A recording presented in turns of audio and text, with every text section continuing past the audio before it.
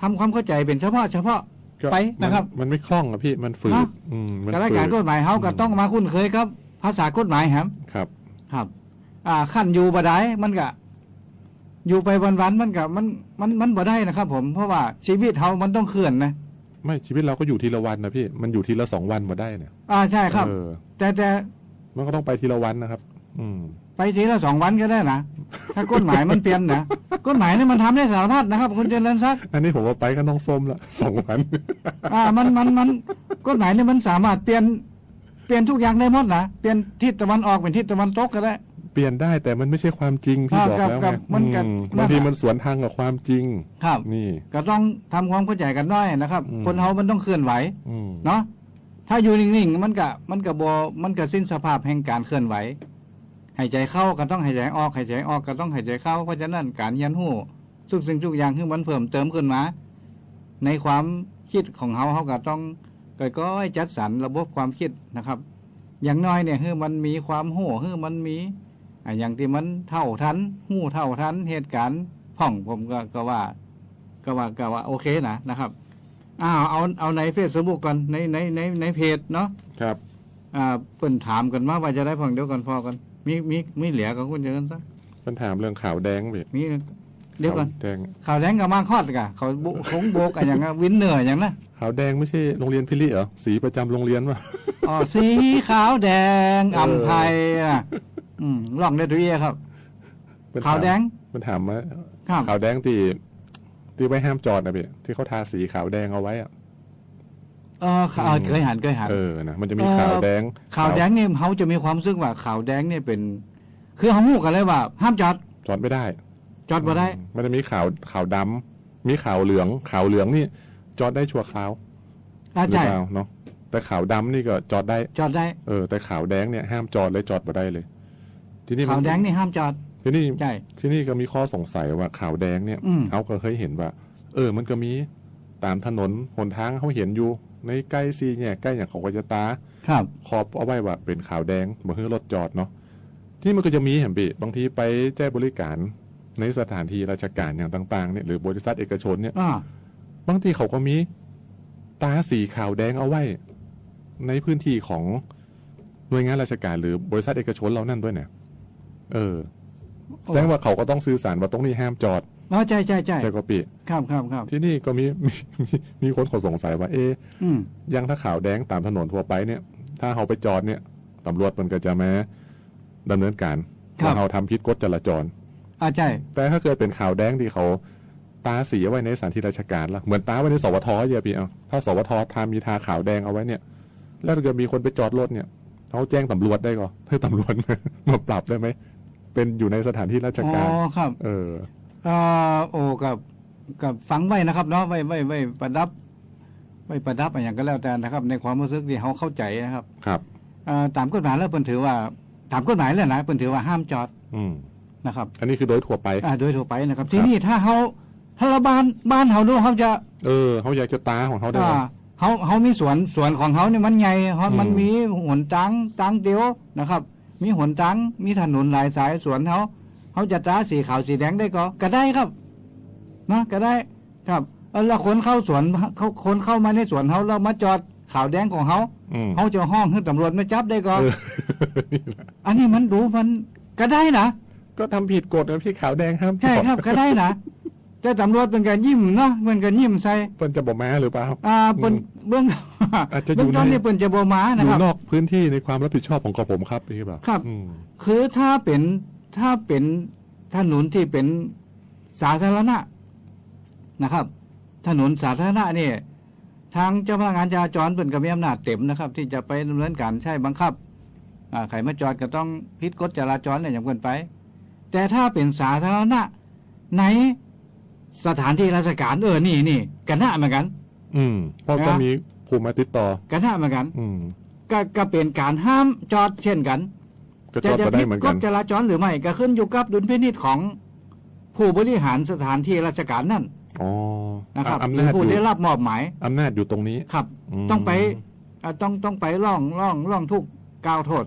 ล่องทุกไปแจ้งนั่นไปแจ้งพนักงานจราจรให้มาแก้ไขปัญหานั่นนะครับเดี๋ยวคือกับ จ้าของสถานที่ ก็เจ้าของ ยังเส้นยังเห็นเขาสมมุติเนี่ย สวท สมมติยังสวท8เนี่ยมีตาขาวแดงไว้แล้วมีรถ เรา ไป มี จอดเนี่ย เรามีปีหนานวอนมาจอด จ แจ้เลย อืม เนี่ยนะครับ เราต้องไปแจ้งพี่ เบื้องต้นเนี่ยทาง ต้องแจ้งที่ไหน ท่าน แหวง ผู้ ไหม ในการเนี่ยมันก็ต้องใจดุลพินิจละ อืม อ่า ต้องแจ้ง ใจ ผอ ใจบังคับนะครับบังคับบัญชาเลย มีการสั่งได้เลย ก็ได้ อ๋อเหมือนว่าเอาอำนาจเต็มเลย อำนาจเต็มครับเพราะว่าเป็นการ มันเป็นข่าวแดงที่อยู่ในสถานที่ ใน ราช หน่วย การ งาน ในหน่วยงานที่ท่านรับผิดชอบอยู่ ใช่ครับ อืม สามารถสั่งการได้เลย อืม แต่ถ้ามันหัวลื่นเนี่ยหนานวอนบ่ย้อมง่ายรถเนี่ย โอ้ ก็ต้อง ที่นี่ใคร ก็ต้ จ ง อด ไปแจ้งความ ไปจะขอจอดเนี่ย อืม ครับบ่หัวจะจอดคุดจีกุงกันเนี่ยจีกุงซ่อนกันหลายขุม อืม จะจอดครับอันนั้นร้อนก็จะเจอข้อหาลักทรัพย์และลักจี้กรุงในสถานที่ราชการด้วย แถมไปด้วยนอกจาก คัดขวางเจ้าพนักงานด้วยนะครับ นอกจาก ถึงขั้น จอด ไปแจ้งความ อืม อย่างนี้อันนี้เป็นสถานที่ราชการนะครับอำนาจเต็มอยู่ที่ผู้บริหาร ผู้บริ สูง หาร สุด สูงสุด หน้าหน่วยงานนั่น อืม นะครับ ทีนี้ถ้าเป็นในปั๊ม อืม ในปั๊มนี่มันบ่ใช่ราชการนะครับ เอก ใน ชน ปั๊มนี่เป็นภาคเอกชนเต็ม ออ ๆกรณีอย่างนี้เนี่ยมาข่าวแดงเข้ามาเนี่ยไข่จอดก่อนก็ได้ก่อนนะครับ ใครจะมาจอดแจก็แจได้นะครับ แต่ทีเนี้ยผู้บริหารปั๊มเจ้าของปั๊มเจ้าของปั๊มหรือผู้ได้รับมอบหมายผู้จัดการปั๊มก็มีอำนาจในการขับไล่ได้เหมือนกัน อืม นะครับ ขอให้ย้ายรถ ใช่ครับ อืม แล้วก็ถ้าบ่ย้ายก็จะมีความผิดนะครับ ถ้าเป็นตะกี้นั่น อืม คือบุกรุกสถานที่ราชการ อันนี้ในสถานที่ราชการ ครับ อืม ถ้าเป็นเรื่องของ เอก ปั๊ม ชน แล้วก็จอดแจเนี่ย อืม เจ้าของปั๊มก็ต้องไปแจ้งข้อหาบุกรุก อ๋อ แต่ปกติปั๊มเนี่ยเปิดจะเปิดเป็นสถานที่เปิดนะครับ คือเป็นที่หู้กันว่าใครเข้าไปก็ได้ อ้าว ตลอด24ชั่วโมงปั๊มนี่นะ บางปั๊ม เพื่อเข้าไปเติมน้ำมัน บาง ถ้าปั๊ม ปั๊ม พิษเขาก็จะเอาหัวมา กั้นไว้ แก้นไว้นะครับ บางปั๊มเขาเปิด24ชั่วโมง บางปั๊มก็เปิดบางปั๊ม เปิ ก็ ด24ชั่ว 3 โม ทุ่ ง ม4ทุ่มก็ปิดก็แล้วแต่การบริหารจัดการเปิ้น ครับ ครับแต่ถ้าเปิ้นไล่แล้วบ่หนีก็จะเป็นบุกรุก อืม พิษข้อหาบุกรุก อืม แต่โดยสภาพแล้วเปิ้นเปิดนี่ก็ถือว่าเป็นอนุญาตก่อนแต่พอเปิ้นบอกว่าง่ายนะ อืม เขาไปจอดรถในปั๊มหรือว่านันวอนไปจอดรถที่ปั๊มขาวแดงเนี่ยแล้วก็บ่ไปไหนแจ่อยู่หั่นที่นี่เจ้าของปั๊มมาฮื้อง่ายบ่ง่ายอย่างต่างเนี่ย อำนาจอยู่ที่เจ้าของปั๊ม ครับ ม คือพิษเลย อืม บุกรุก อืมนี่ อันนี้ชัดเจน ความสิ้นสภาพของสาธารณะจะยุติทันทีเมื่อเจ้าของที่ดินเอกชนนั่นน่ะมาแสดงสิทธิ์ อืม แล้วก็กำหนดสิทธิ์ตัวเองเลยว่า ต้องออกจากสถานที่แห่งนี้มาเดี๋ยวนี้บ่ฮื้ออนุญาตละพอบ่ฮื้ออนุญาตปุ๊บความเป็นสาธารณะหมดเลย อืม ดังเนี่ยครับผมดังนี่ก่อนแล้วประมาณ น่าจะ นี้ กระจ่างละ ครับ อย่างนี้สมมุติว่าถ้าเป็นเกิดในโรงพยาบาล ครับ โรงพยาบาลก็ต้องไปแจ้งผู้อำนวยการโรงพยา แจ้ บาง ล ผู้อำนวยการนะครับผู้อำนวยการ เนาะ เพิ่นก็จะมีสายบังคับบัญชาของเพิ่นคือรองผอกะคือผอคือผู้อำนวยการฝ่ายสถานที่กะ อืม มาบริหารจัดการฝ่ายผู้อำนวยการฝ่ายสถานที่เพิ่นก็จะหัวหน้ารปภอย่างดังเนี่ยก็เพิ่นก็มีลำดับขั้นตอนของเพิ่น เพราะตอนนี้ยางโรงพยาบาลแปรเนี่ย มีการก่อสร้างนะครับพี่เนาะ ครับ ที่จอดรถในโรงพยาบาลนี่จะเหลือน้อยมาก เพราะว่าก่อสร้างทั้งอาคารผู้สูงอายุ แล้วก็ล่าสุดนี่จะก่อสร้างอาคารที่จอดรถแถม อืม เพราะฉะนั้นตอนนี้ที่จอดรถมันก็เลยหายากน้อย โอ้นี่ความเดือดร้อนส่วนรวมนี่ เพราะฉะนั้นก็ต้องพึ่งพาอาศัยกันนะครับเนาะตรงไหนที่เป็นตาขาวแดงเอาไว้เนี่ยก็แสดงว่าตรงนั้นเป็นพื้นที่ที่มันคือจอด อาจจะมีความจำเป็นหลาย ๆ อย่างเพื่อให้การสัญจรไปมาการขนส่งผู้ป่วยที่มาใช้บริการต่างๆได้รับความสะดวกมากขึ้น เพราะฉะนั้นเนี่ยก็ต้องดูแลตรงนี้นะถ้าเกิดเห็นการจอดรถแบบเหมาะสมนะครับก็ตามสถานที่ราชการตรงไหนที่เห็นแล้วเอ๊ะนี่ขาวแดงมาจอดได้เนี่ยท่านก็ต้องแจ้งผู้มีอำนาจสูงสุดในสถานที่ราชการนั่นนะครับก็คือหัวหน้าผู้บังคับบัญชาสูงสุดนั่นแหละเนาะ ใช่ครับ อันนี้ก็น่าจะชัดเจนนะครับ ต้อง บ่ต้องไปแจ้งตำรวจ ต้อง นะครับเพราะว่าบทใจอำนาจของเจ้าหน้าที่ตำรวจ ครับ อืม แต่ถ้าเป็นสีแยกบ้านตรงอย่างไรนี่ อันเนี้ย จอ ชั หร ด อ เจนเลข6นะฮะเลข6 เลข6คือ จราจรครับ เอ้าแล้วพี่ เลข6นี่หมวกเป็นจะเลข6น้ อ๋อ ำครับ ถ้าเป็นเลข7นี่ก็คือบ่ได้บอกต่อได้เลข7นี่คือสุดจับ อืมเดี๋ยวต้องไปดูก่อน ครับ ไม่เคยสังเกตเลยเนี่ย แต่การจับนั่นก็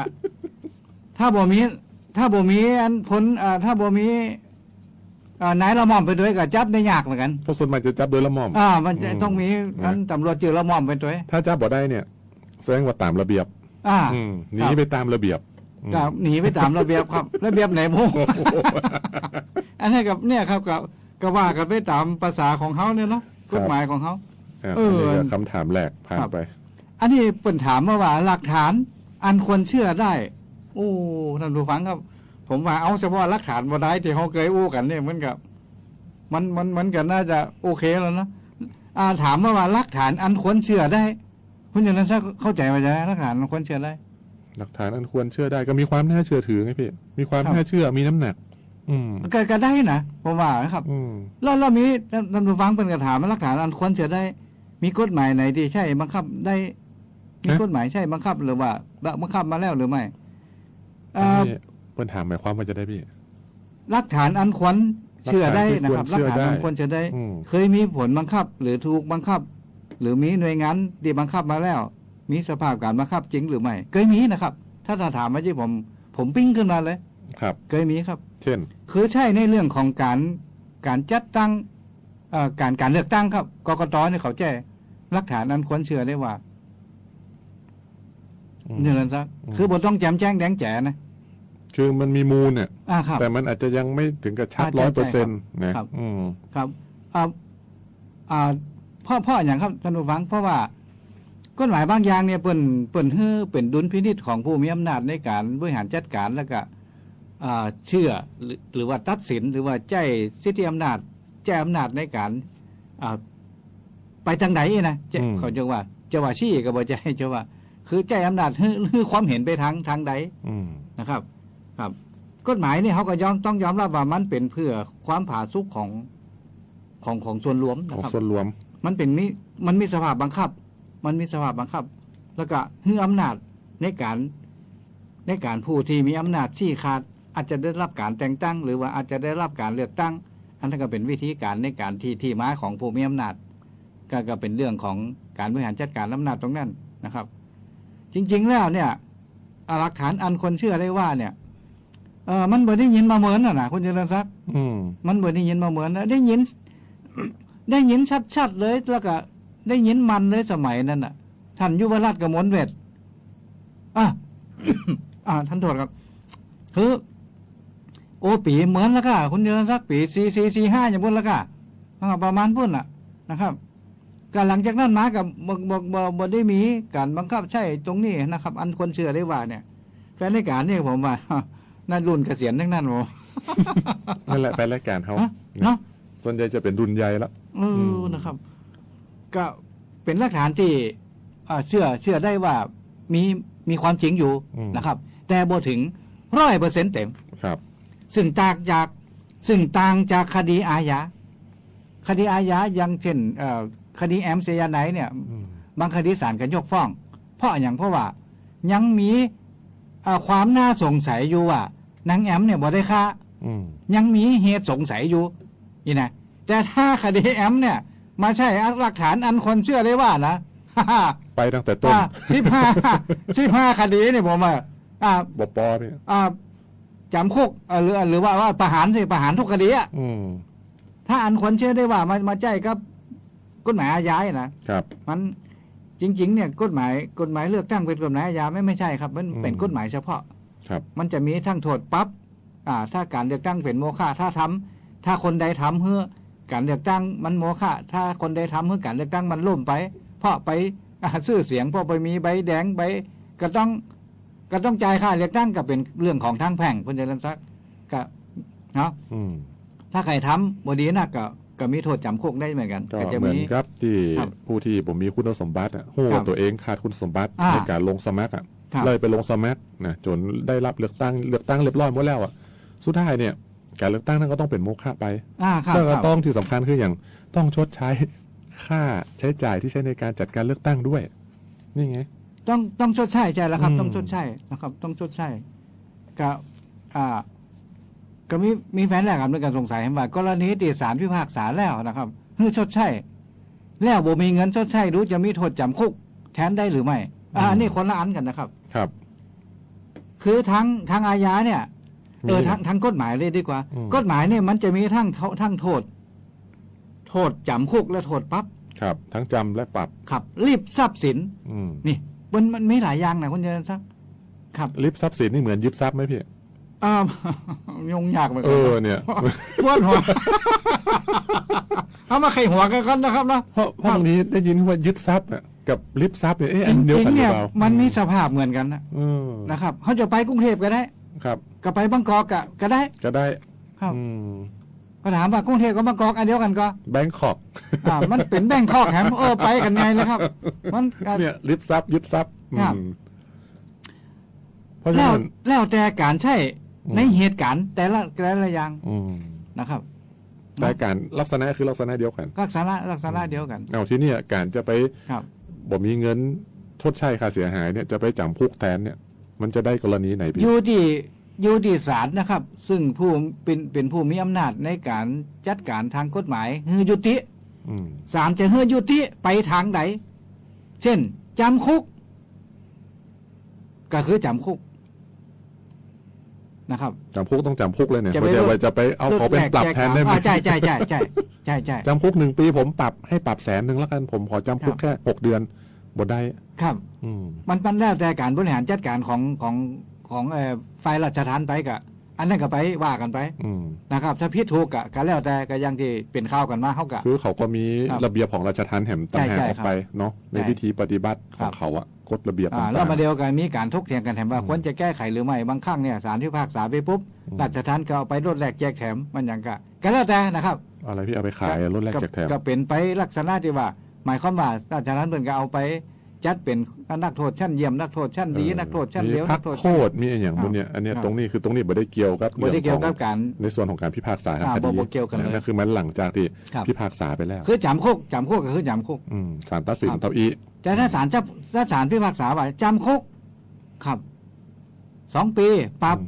20,000เดี๋ยวนี้ โดนทั้งสอง ยุคมีทั้งจ และปรับ ำและทั้งปั๊มทั้งจับ ไม่ใช่พี่ ฮะ ทั้งจำและปรับ นั่นแหละโอ้เกิดอู้ ต้องเรียบเลี้ยงอู้ดีๆครับเพราะว่ามันกฎหมายนี่มันยุ่งยากนะครับ อืม เนี่ย ไปอุ้ยเปิดได้เดี๋ยวน้องดาวบ่คือร้องเพลงครับ โอ้บัได้ครับเอาไปร้านน้องส้มกันได้ น้องส้มนี่เจ้าเก่าเนาะโทษบางอย่างมีโทษปรับอย่างเดียว อืม ปรับอย่างเดียวนะครับ ที่นี่ผมมีสตางค์จะไปคือปั๊บหนึ่ง นี่คือปัญหาที่จะต้อง นี่คุณผู้ฟังเลยถาม ก็ ว่า ต้องตอบ จะไปติดคุกแตนได้ก่อนเนี่ย ครับ ถ้าปรับอย่างเดียวจะไปที่คุกแทนได้ก็เมื่อก่อนเนี่ย วันละ200เขาบอกห้องไปติดคุกนะ อืม เออ แล้ว กั ห้ ก องอย่าง ขัง เดียวอ๋อกักขัง เป็นกลับมา เป็นกลับมาครับ จำเลยรักเนี่ย ครับ เป็ กัก น ขั จำ ง เลยรัก ฉันเถิด เออ กักขังไปหันก็ เปิ่นบ่ได้ลองว่าติดคุกให้ฉัน ติด เถิด คุก นะ ฉัน ไม่ เถิ ใช่ ดบ่มีครับ ไม่มี จำคุกฉันเถิ ไม่ ด มี จำขังไปนี่บ่มีเขาต้องเข้าใจบริบทต้องฉายภาพให้หันนะครับ ต้องสร้างฉากชัดให้มันชัดเจนโอ้โหเว้นกรรม ผมมีสตังค์จ่าย ครับผมมีสตังค์จ่ายเมื่อก่อนเนี่ยวัน เมื่อก่อน 200ไปถูก ต้องถูกกักขัง อืม แทนค่าปรับ อืม วัน อันนี้เป็นคดีแพ่งเหรอ 200คดีอาญา คดีอาญาเลยเหรอ มีโทษ จำคุกฐานโทษมีโทษปรับอย่างเดียว อืม เช่นในหยังนะครับบ่ได้ใส่หมวกกันตำรวจคุณ หมวกกันน็อก อืม สมมตินะครับ ครับ ขอรบท่านประธานขอรบ อืม บ่ได้ใส่หมวกนิรภัย โดนปรับ อืม 2,000 บาท อืม นะครับ ขึ้นศาลก็จะได้ บ่ยอมจ่ายไม่มีจริง บ่มีจริง ๆ จากปรับ2,000ก็ห้ามสารภาพก็เหลียวปัน ปันหนึ่งไป ปัน ถูก ก็ไปถูกกักขัง กักขังสัก5 วัน 2 วัน 2 วันวันละ500 วันมันเดียวเป็นขึ้นเป็นวัน500 โอ้ แล้วก็ดีนะครับ ก็ดีนะ นี่ ได้ค่าตั๋วค่าตินขึ้นมาก็ดีนะเพ แต่ ราะว่า ไม่ได้หมายความว่าท่านติดคุกท่านได้500นะหมายถึงว่าท่านได้ ครับ ค่าปรับ บ่ ท่าน ต้องเสียนะครับ บ่ต้องเสียค่าป แล้ว รับ จะได้พิเศษหลายอย่าง เช่น เข้าไปปุ๊บเข้าฟรีครับ อ๋อ อาบน้ำฟรีกินฟรีอยู่ฟรีนอนฟรี มีคนมาเยี่ยมฟรีด้วย มีคนมาเยี่ยมฟรีด้วย ถ้าท่านมีเพื่อนหน้ากับคนมาเยี่ยมเยอะ ครับ น้อย อืม แล้วไม่ค่ำไม่คืนจะนอนก็แล้วแต่นะครับมีที่รับที่นอนด้วยกันก็ อืม ก็เป็นไปด้วยสภาพ นี่ นะครับ อันนี้ อันนี้คือโทษปั๊บโทษ ปั๊ ปั๊ บบ ก็คือขังคุกบ่มีตังค์จ่ายค่าปรับ ก็เปิ่น ยอม ห้อง ยอม กัก ถูก ขัง ถูกกักขังถูกกักขังแทน โอ้เนี่ย แทนค่าปรับถูกกักขังแทน กั ค่าก ปรั ขั บ งแทนค่าปรับ ครับ วันละ 500 500 บาท โอ้โห นะครับแต่ว่า สมมติว่าห้ามสารภาพนะฮะ โอ้แต่ผิด ศาลที่พิพากษา แต่จะไปถึงตรงนั้นนี่มันก็ต้องนานเหมือนกันนะ ศาลที่พิพากษาปุ๊บ อืม นะครับพิพากษาปุ๊บเขาเปิ้นหน้าพระหวันเลยนะดีนะ อืม อ่า อ๋อพี่สาวนั่นคือเอาวันหนึ่งละ ข้าบ่ใจว่าไปนอนขืนก่อน เป็นหน้าเพื่อนเหรอเฮ้ย มันก็บอกคือนอนเมินเนาะ วันให้นอนเหมือน เดี๋ยวเปลี่ยนภาระ ครับ คนมาเยี่ยมจะมานัก เนาะอันนี้ก็ผ่านไปนะครับ ค เนาะ รับ ครับแกล้งเติมห่อเซ็นเตอร์มันก็อู้เหมือนกับผมนะผมเคยอู้ไปอันนี้บ่มีอย่างแล้วครับ มาเดียวนี่ครับ ครับ เพื่อนเห็นว่าแนะนำด้วยครับว่ากรณีด่านตำรวจจะมีวิธีป้องกันตัวได้ยังไงจริงๆนะครับเขาโอ้เนาะเขาสุจริตชนเนี่ยเขาบ่ต้องกังวลนะครับท่านผู้ฟังเขาเจอด่านตำรวจเนี่ยสโลแกนเปิ่นก็คือประชาอุ่นใจนะครับ เราอยู่ไหนประชาอุ่นใจทั่วกัน ใช่เราอยู่ไหนประชาอุ่นใจทั่วกัน ก็เป็นสิ่งที่เขาจะต้องคือความร่วมมือเปิ่นเนาะ ใช่ถ้าเขาปฏิบัติตามกฎจราจรนะครับอย่างการปฏิบัติตัวของเขาของอย่างต่างๆเนี่ยบทพิระเบียบก็มีปัญหานะผมว่า กับผม ส่วนมาก ก็มองในแง่ดีเนาะท่านผู้ฟังครับแต่ว่าบางทีเนี่ยถ้ามันเกิดเหตุที่เขาอยู่ในสภาพที่มันเหมือนกับว่าบ่สามารถจะปฏิบัติได้หรือว่าถูกกระทำด้วยการที่เขามีความอึดอัดขัดเคืองเนี่ยมาเดียวเนี่ยผมเคยแนะนำว่าถึงขั้นที่ว่าถ่ายคลิปไว้นะแล้วก็เคยมีแฟนรายการถามมาเหมือนกันนะครับว่ากรณีเขาถูกตำรวจตรวจหรือว่าเขามีอย่างที่จะต้องตำรวจเป็นมาดูตัวเขาสามารถจะถ่ายวิดีโออย่างได้ก็ถ่ายเปิดกล้องได้ก็ได้นะครับ ได้ เปิดได้นะครับ บางทีอันนี้อาจจะเรียกว่า มัน โอกาสเกิดขึ้นน้อยเนี่ยบางทีรถยนต์ท่านบอกว่า ก็บ่ได้ทำมาอย่างพิษหรอกนะเพียงแต่ว่าอาจจะมีสายรายงานว่าพี่ว่าโอ้โหรถยนต์ยี่ห้อนี้สีนี้ลักษณะนี้เนาะเข้าข่ายอาจจะผลสิ่งของผิดปกติอย่างก็คือมันก็เลยจะต้องมีการตรวจไงโดยทั่วไปเนี่ยที่สภาพกฎหมายบังคับในการตั้งด่านต้องได้รับอนุญาตนะครับด่านนั้นต้องมีประกาศชัดเจนใครเป็นหัวหน้าด่านตรงนั้นนะครับ แล้วก็อันนี้คือด่านที่เป็นทางการเลยเนี่ยด่านที่เป็นทางการนะครับ แล้วก็มีการบอกหลวงหน้าว่าจะมีด่านอย่างต่างเนี่ยนะครับเขาก็จะต้องกำหนดวิธีการผมไม่แน่ใจว่าคุณผู้ฟังเป็นหมายถึงด่านที่แบบอยู่ๆก็ตั้งขึ้นมาชั่วคราวอะไรอย่างประมาณนี้หรือเปล่าการตั้งด่านชั่วคราวก็น่าเห็นใจเหมือนกันนะครับบางทีนะครับผมก็ไม่ได้เข้าข้างไข่ออกไข่เนาะผมแม่งก็ถูกตรวจมากกับมันนะครับแต่ก็ไม่ได้อย่างจากผมสักเตี้ยนะครับเขาก็ตรวจหาเลือดเนี่ยพี่ครับผมก็น่าเลียดนะครับอย่างถ้าบริจาคเลือดเขาขนเลือดมาหรือเปล่าครับคือมันเป็นความอึดอัดคัดเคืองเหมือนกันบางครั้งนะครับว่าเขาเสียเวลาที่จะต้องถูกตรวจก็เขาจะต้องให้ความร่วมมือหรือไม่เขาจะต้องบางครั้งเนี่ยมันมีสถานการณ์ที่น่าเห็นใจจริงๆกรณีที่อุบัติเหตุฉุกเฉินรถหนีมาเขาจะต้องตั้งด่านด่วนนะลักษณะที่มันมีฉุกเฉินกันละกันบุ้งฉุกเฉินในอย่างกันนะครับเขากะต้องเอาง่ายว่าทั้งฟังของเจ้าพนักงานเขามีความจำเป็นอยู่ใช่ครับนะแล้วเฮาบางทีเนี่ยก็แน่นอนพี่ผมว่าเฮาโดยส่วนใหญ่เฮาอาจจะบอกให้ชอบอันอย่างที่ความสะดวกที่เคยได้เนี่ยมันเสื่อมก่อนแล้วมันเสื่อมลงมันเสื่อมความสะดวกกันหรอเฮาก็จงซึกอึดอัดคัดติดละบอกใครพอใจเท่าใดนะแต่เดี๋ยวเดือนเมษายนเนี่ยแน่นอนเลยว่า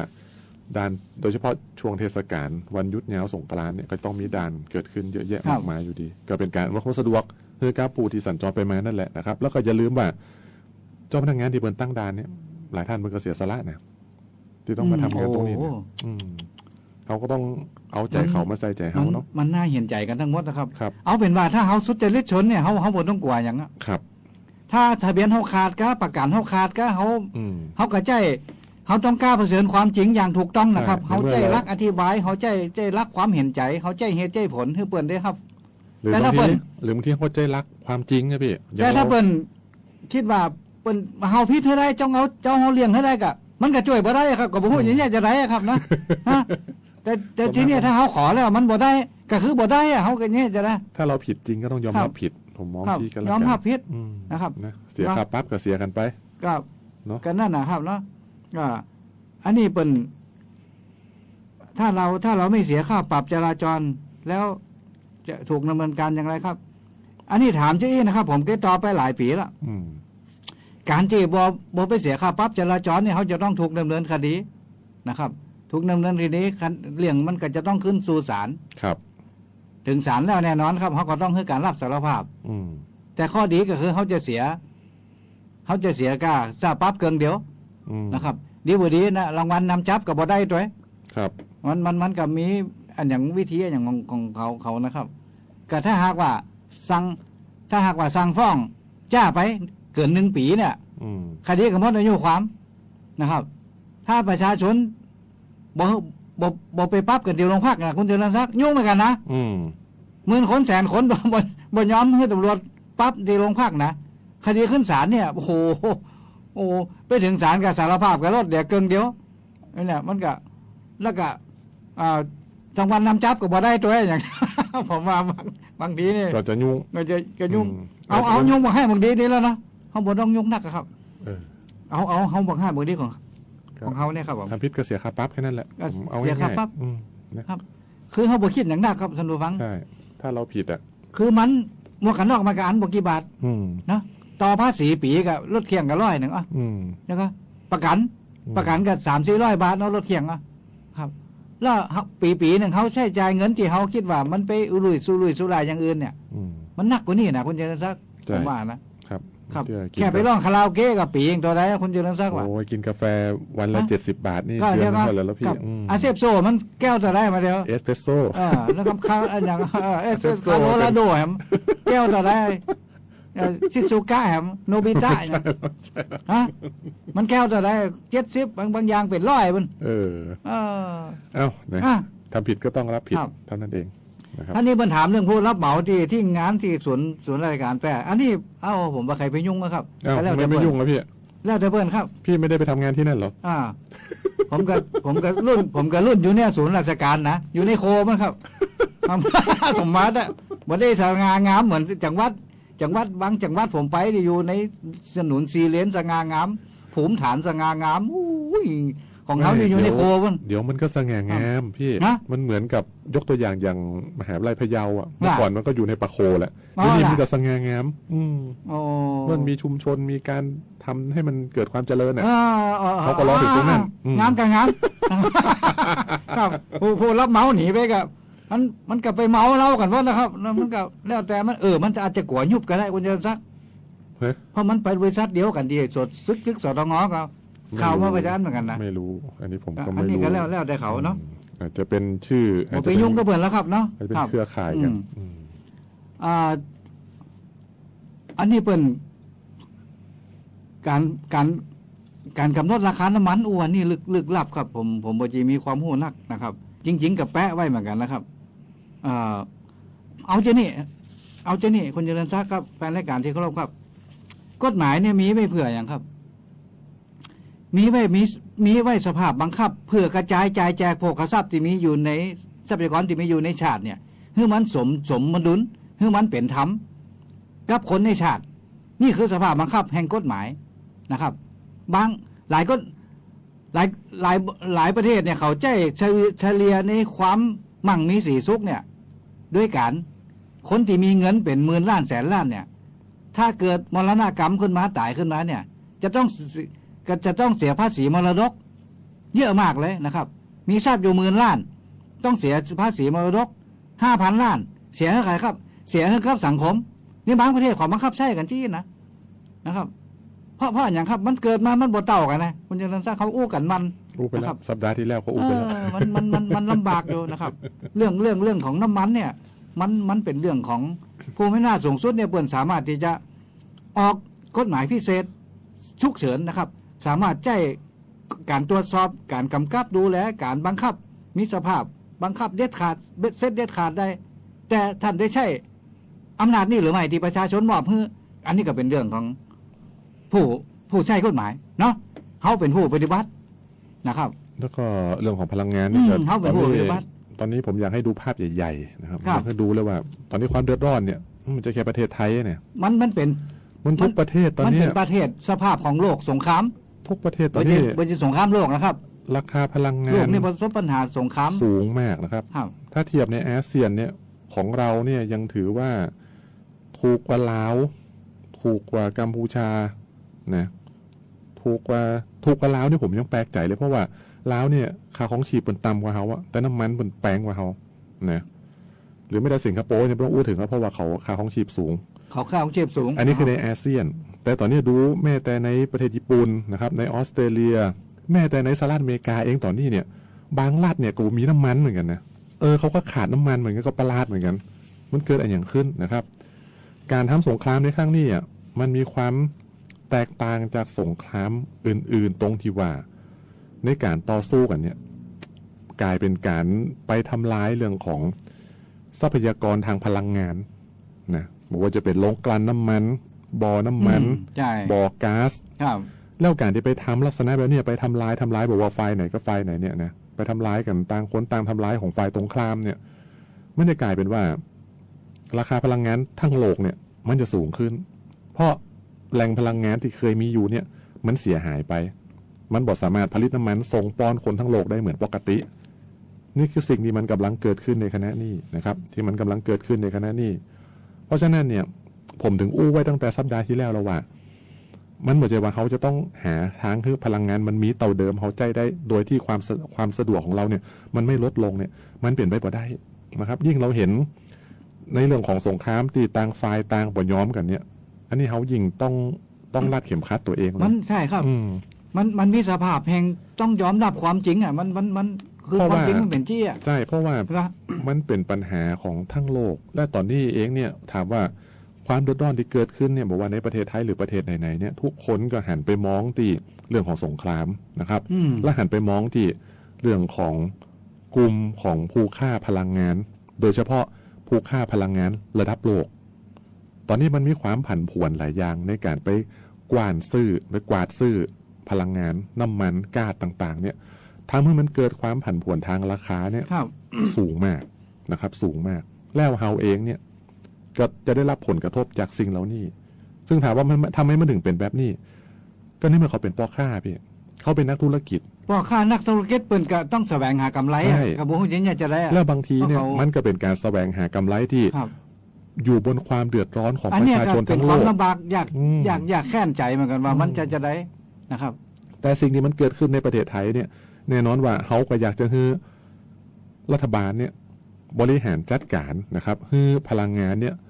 มันสามารถจะกระจายจ่ายแจกได้แบบว่าทั่วถึงอันนี้ก็เป็นทั่วถึงนะครับแต่มันควบคุมกันยากปีลำบากครับแฟนการเพื่อสนใจในเรื่องของที่คุณเจริญศักดิ์เป็นว่าเนี่ยเพราะทุกวันเนี่ยอย่างที่บอกว่าการต่อคิวเติมน้ำมันอย่างต่างๆเนี่ยถามว่าทำไมมันถึงต้องต่อคิวเพราะบางทีเขาไปดูเนี่ยหัวแถวเนี่ยเปิ้ลไม่ได้เติมแค่เต็มถังรถนะพี่เปิ้ลเอาแกลลอนเอาอย่างมาใส่4-5 แกลลอน13 แกลลอนมันมีสภาพมันก็เลยจะต้องรอคิวเหมือนไปแหมจะต้องกำกับดูแลกันด้วยว่าเอาไปแจ้อย่างเขาก็ต้องมีการเพราะด้วยความตื่นกลัวว่าผมว่าโดยส่วนใหญ่บอกได้กลัวว่าน้ำมันจะบ่มีหรอกแต่กลัวว่าน้ำมันมันจะแปลงขึ้นน้ำมันจะแปลงแล้วมันก็แปลงขึ้นจริงๆเนี่ยคนไปกลัวตรงนี้แต่ผมบอกว่าเรื่องของพลังงานเนี่ยเขาบอกสามารถจะกักตุนได้จนที่ว่ามันจะคุ้มค่ากับการที่เขาไปกักตุนเอาไว้หรือไม่มันลำบากเหมือนกันนะแล้วถ้าเขาคิดกันที่มดเนี่ยมันก็เกิดการขาดน้ำมันอย่างที่ผ่านมาไหมเพราะทุกคนก็ต้องการจะตุนเอาไว้ก่อนใจเอาไว้ก่อนเนี่ยมันก็เป็นลักษณะแบบนี้แล้วมันมีเรื่องสงสัยที่แฟนรายการเป็นการสงสัยอยู่ว่าเขากระจายน้ำมันเข้ามาปกติพอมีสงครามแล้ว2 วันน้ำมันขึ้นเลยบ่มีขายน้ำมันขึ้น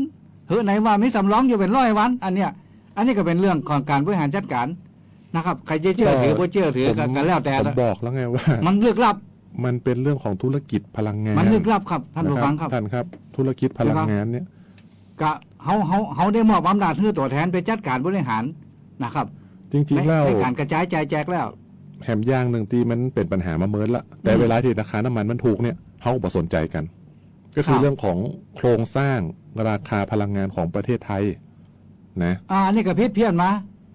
มาตลอดแต่เวลาน้ำมันราคาปกติเขาบ่สนใจกันเนี่ยพอมันมีเติมแล้วก็ปล่อยไปเราไม่ได้สนใจแต่จริงๆแล้วเนี่ยเขาไปดูในราคาของพลังงานโดยเฉพาะราคาน้ำมันเนี่ยนะมันไม่ได้ประกอบไปแค่ราคาของน้ำมันที่เราซื้ออย่างเดียวนะมันมีเรื่องของภาษีสัมปทานมิตรโอ้โหนั่นลิตรละหลายบาทเลยนะภาษีเยอะแยะหลากหลายภาษีท้องถิ่นนะ ครับ ภาษีมูลค่าเพิ่ม ซึ่งมีการคิดทับซ้อนกัน2 รอบ ฟังชื่อกัน ถ้าผมจำบ่ผิดนะ อืม มันมีเรื่องของค่าขนส่ง ครับ นะค่าขนส่งมีค่าการกลั่น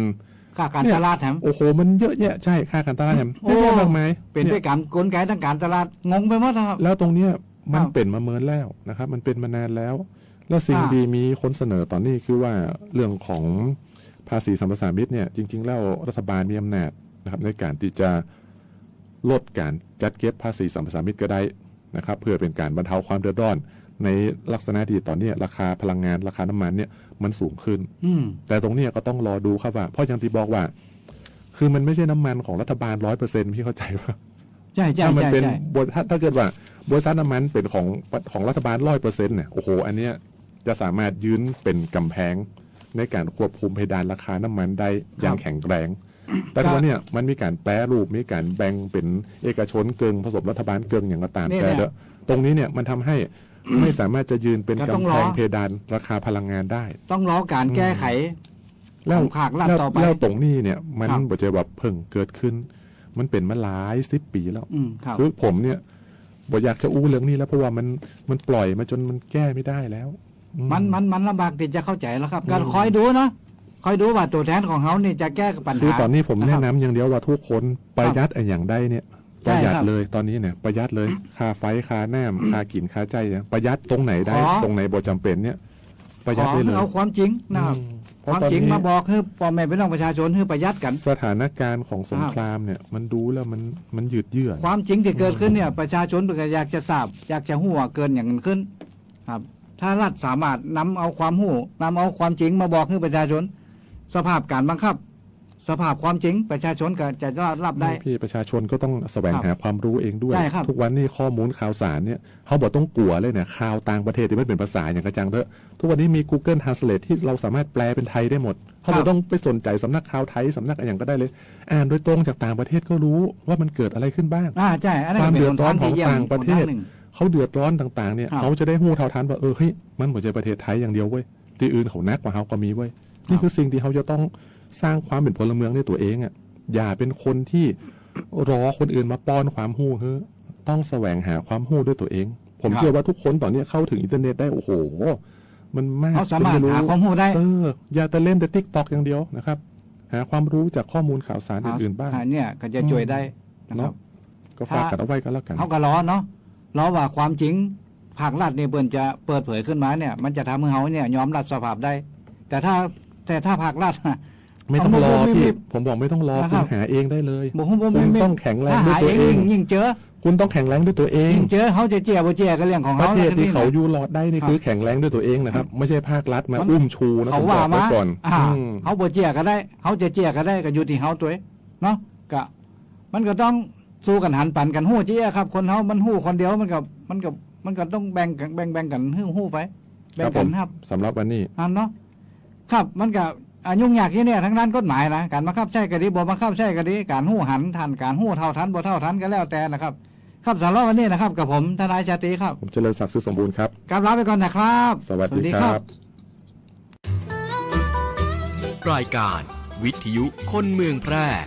หลากหลายสาระความรู้สุขภาพคลังสมองภูมิปัญญาวัฒนธรรมท้องถิ่น สารพันอาชีพ เด็กเยาวชนและสังคม หมอกฎหมายทนายชาวบ้าน ติดตามรับฟังได้ที่นี่ทุกวันจันทร์ถึงศุกร์ 10:10 นถึง 11:00 น